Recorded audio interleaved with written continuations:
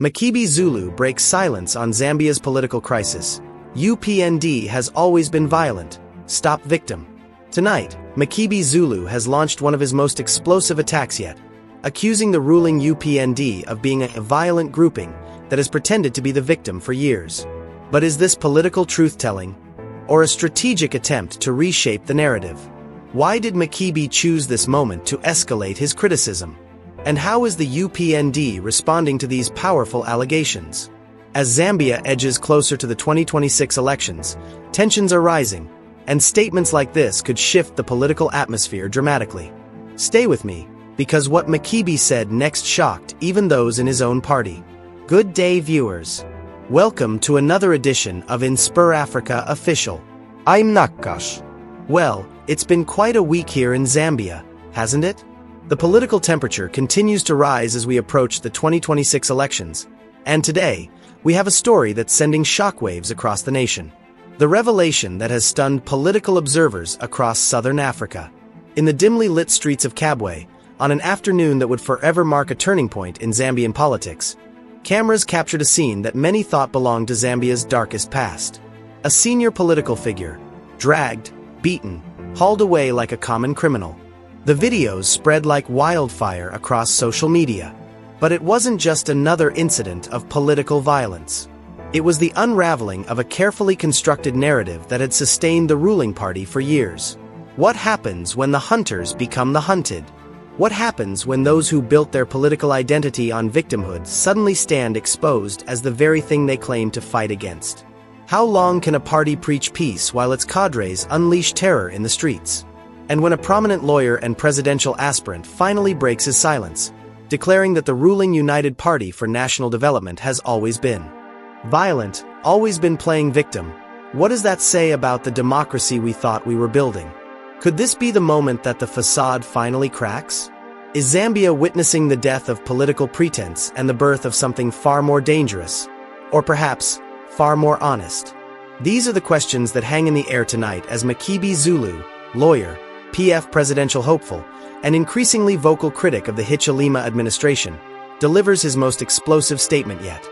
The revelation came to light on Wednesday, November 20th, 2025, in the wake of one of the most disturbing political attacks in recent Zambian history.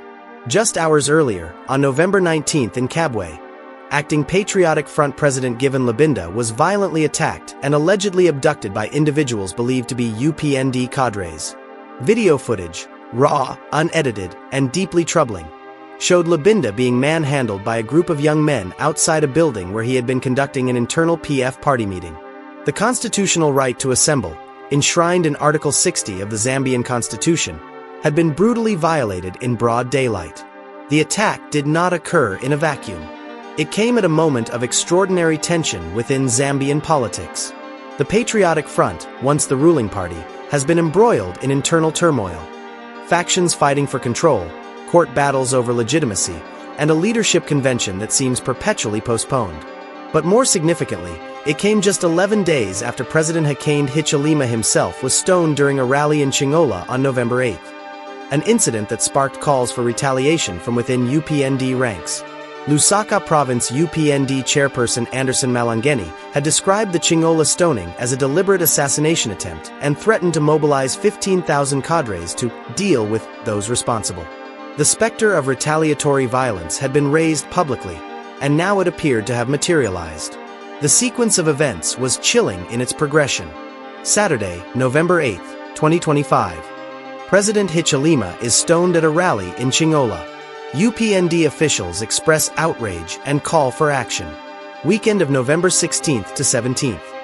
Violence erupts at the PF Secretariat on Lumumba Road in Lusaka.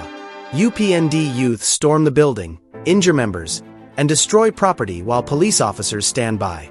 Tuesday, November 19th, 2025. Given Labinda is attacked and abducted in Kabwe during a PF internal meeting. Wednesday, November 20th, 2025. Makebi Zulu releases his statement, condemning the attacks and declaring, "This is not an expose of anything new but proof that the UPND has always been a violent grouping that has played victim for a long while now, but can no longer sustain the facade." The backdrop to these incidents reveals a nation on edge. The Patriotic Front, which lost power to UPND in 2021, has been attempting to rebrand itself and distance itself from its own history of political violence. Meanwhile, President Hichilema had repeatedly promised to eliminate cadreism, the practice of political parties using organized youth groups to intimidate opponents and control public spaces. Yet here was the uncomfortable reality. Videos of Lubinda's brutal treatment were circulating widely, and only one of his attackers was clearly wearing UPND-branded clothing. The ruling party, which had built its campaign on promises of democratic reform and an end to political violence, now stood accused of the very practices it had condemned. Makebi Zulu did not mince words in his written statement, which was published on multiple Zambian news platforms. His words carried the weight of someone who had observed this pattern for years and was now ready to say what many in opposition circles had been thinking but were afraid to voice. Disturbing videos of acting Patriotic Front (PF) president, given Lubinda being harassed and dragged by UPND cadres, have been released on the internet, exposing the extent of the ruling party's violence. He continued with a declaration that struck at the heart of UPND's political identity. This is not an expose of anything new but proof that the UPND has always been a violent grouping that has played victim for a long while now, but can no longer sustain the facade, especially now that it has become evident that PF remains popular despite their attempts to bury it.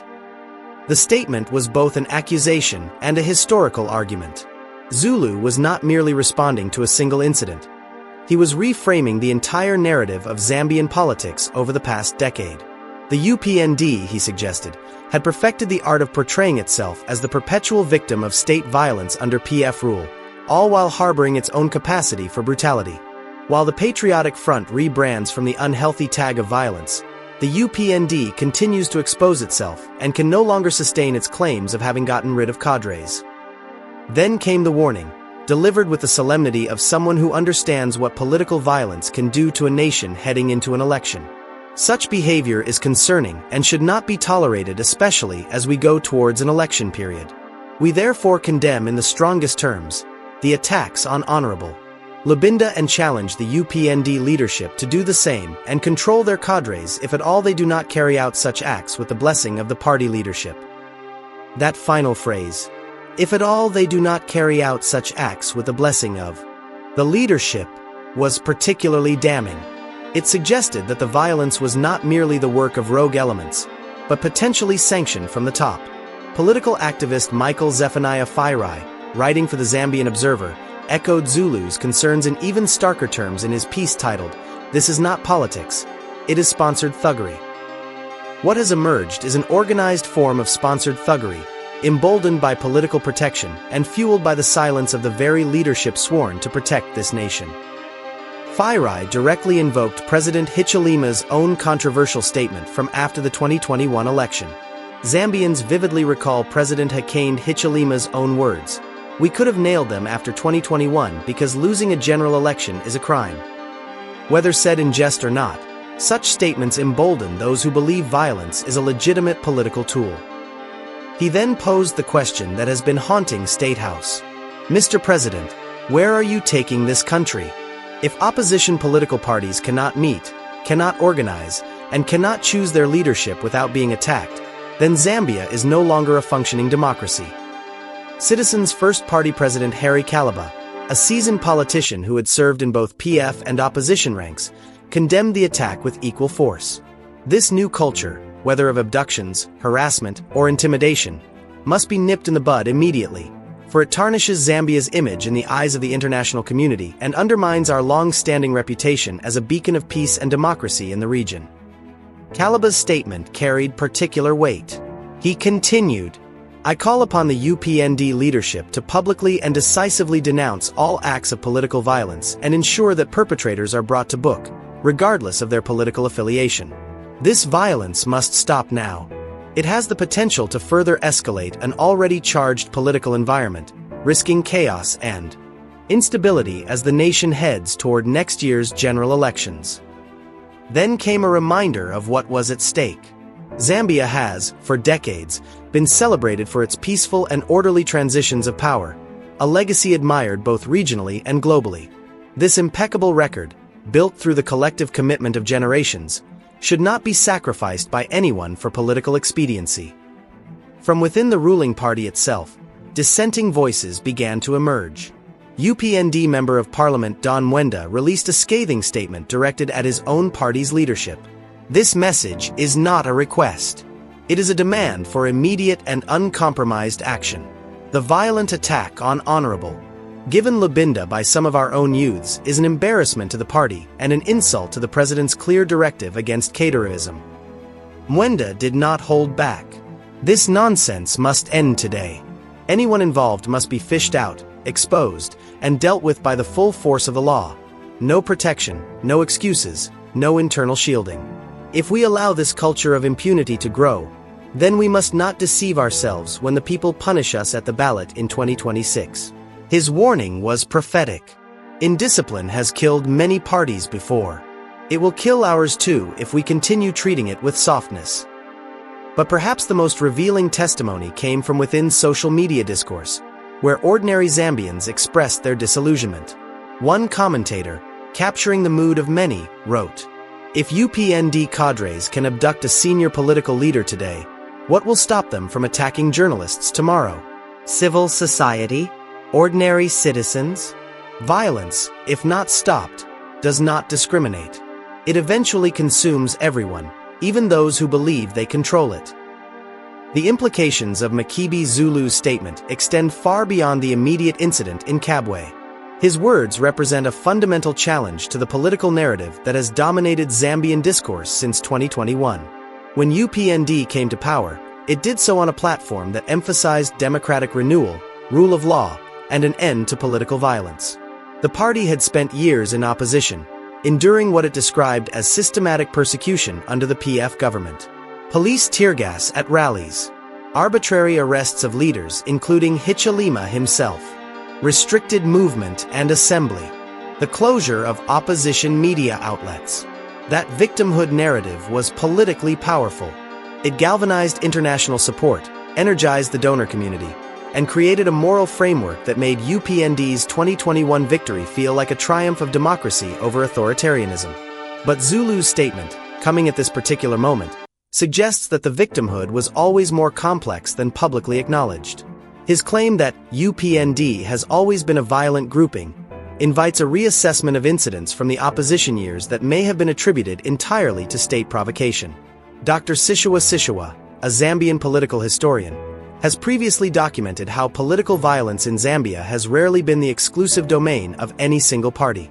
Rather, it has been a persistent feature of competitive politics, with each party developing its own cadre structures and capacity for intimidation when circumstances demanded or allowed.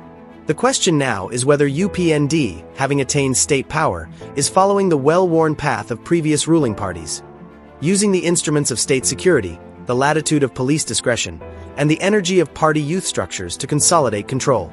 The legal and constitutional dimensions are equally troubling. Article 60 of the Zambian Constitution guarantees freedom of assembly and association. The attack on Lubinda occurred during an internal party meeting, precisely the kind of gathering that constitutional protections were designed to safeguard. Yet in the videos circulating online, no police intervention was evident until after the violence had occurred. This raises uncomfortable questions. Were police present but inactive? Were they absent by design? Or were they overwhelmed by a situation that escalated faster than they could respond? Government spokesperson Cornelius Mwitwa, in a carefully worded statement, said the ruling party has not returned to cadreism and welcomes arrests of anyone involved in the PF Secretariat attack. He added that inconsistencies in messaging from some UPND structures do not reflect the party's official position. But Mwitwa's statement inadvertently revealed the problem. There are inconsistencies in messaging.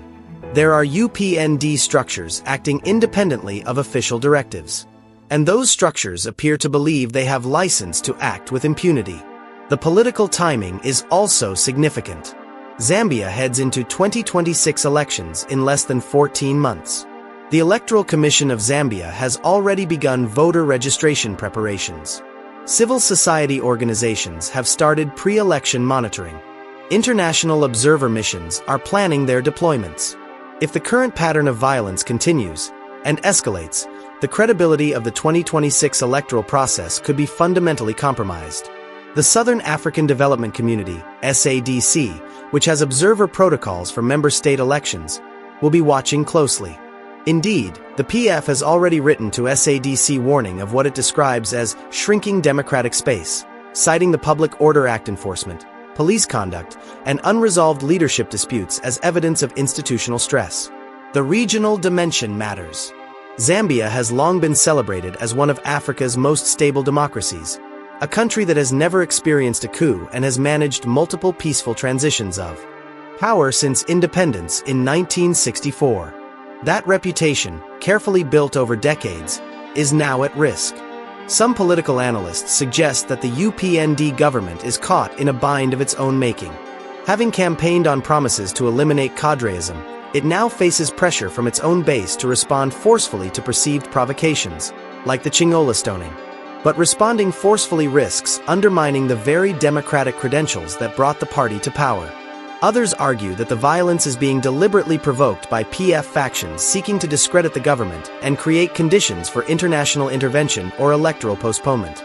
Kabwata MP Andrew Taengwa, a UPND legislator, advanced this theory in unusually blunt terms. PF is a serious criminal organization. Ba UPND, wake up. People are using your regalia to commit serious crimes, and you are quiet.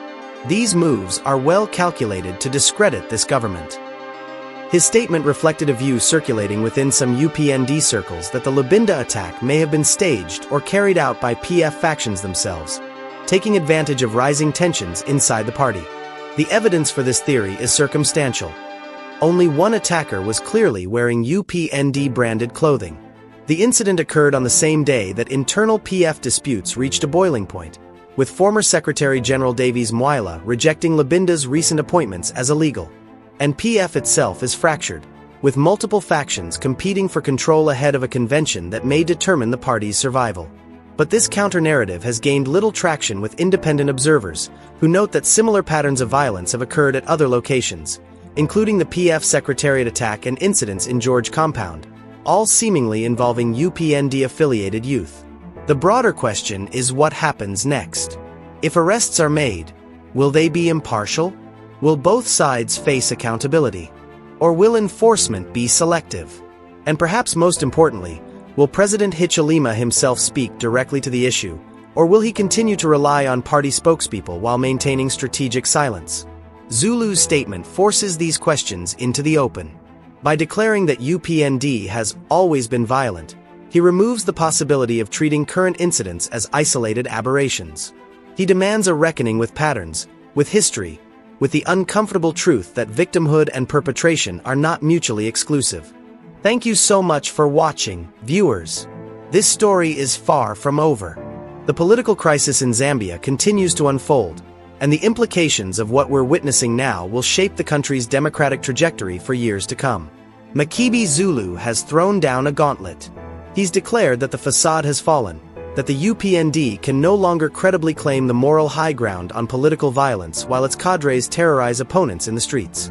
Whether you agree with him or not, whether you support PF or UPND or neither, the questions he raises demand answers. Can Zambia conduct free and fair elections in this environment? Will the rule of law prevail, or will political expediency triumph? And most importantly, will Zambians themselves, across party lines, insist on a better standard of political conduct than what their leaders are currently offering? We want to hear from you. Drop your thoughts in the comments below. Do you think Makebi Zulu is right? Has the UPND been playing victim while harboring its own capacity for violence? Or is this an orchestrated attempt by a desperate opposition to undermine a democratically elected government? Whatever your view, let's keep the conversation respectful and focused on the issues that matter. Democracy, accountability, and the kind of Zambia we want to build together. We'll be back tomorrow with more coverage of this developing story and other critical issues facing Southern Africa. Until then, stay informed, stay engaged, and stay committed to the truth. This is Nakash, signing off from InspirAfrica Official. God bless you, and God bless Zambia.